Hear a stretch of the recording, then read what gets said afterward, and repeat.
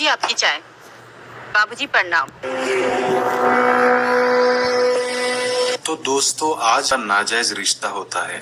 बेटे के ऑफिस जाने के बाद ससुर और बहू एक दूसरे के साथ खूब मौज करते हैं और जब पति घर आता है तो उसकी बीवी उसके साथ संबंध नहीं बनाती और बहाने करके सो जाती है, क्योंकि सारी मौज दिन भर ससुर के साथ करने के बाद उसका पति के साथ करने का मन नहीं करता। पर एक बार जब तीनों खाना खाते हुए बैठते हैं तो बेटा कहता है कि मेरा भतीजा स्वप्निल पढ़ाई के लिए गांव से शहर आ रहा है, वो हमारे साथ ही रहेगा।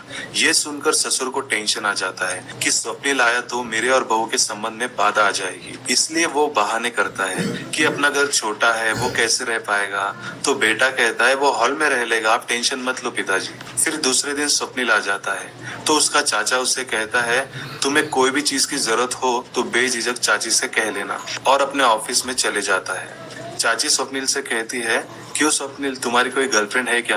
तो स्वप्निल कहता है नहीं, और चाची से पूछता है क्यों चाची, आपका भी शादी से पहले कोई बॉयफ्रेंड था क्या? तो चाची कहती है ये कैसा सवाल कर रहे हो तुम, मेरी जिंदगी में सिर्फ तुम्हारे चाचा और सिर्फ तुम्हारे चाचा ही है और कोई नहीं। स्वप्निल कहता है जब मेरी गर्लफ्रेंड बनेगी ना तो चाची मैं सबसे पहले आपको ही बताऊंगा, आप टेंशन मत लो। एक दिन चाची स्वप्निल के बेडरूम में साफ सफाई करने जाती है तो उसे स्वप्निल के तकिए के नीचे एक अश्लील तस्वीर मिलती है।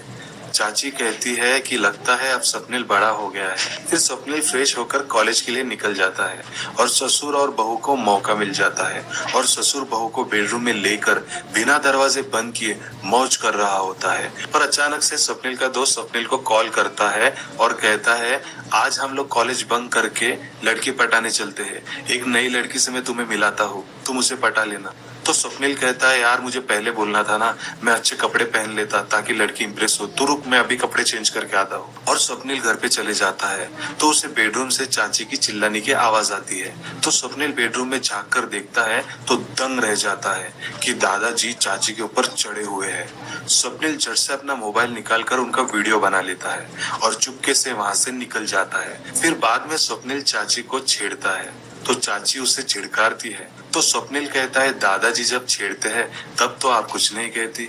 यह सुनकर चाची के होश उड़ जाते हैं और स्वप्निल को आंखें फाड़ कर देखती है। तो स्वप्निल कहता है मुझे सब पता है चाची, आपको एक खास चीज दिखाता हूँ, और चाची को वीडियो दिखा देता है और चाची कोमा में चली जाती है। अब आगे क्या होगा ये हम नेक्स्ट एपिसोड में जानेंगे। तो दोस्तों कैसी लगी आपको ये स्टोरी? अगर पसंद आई तो इसे लाइक जरूर कीजिए और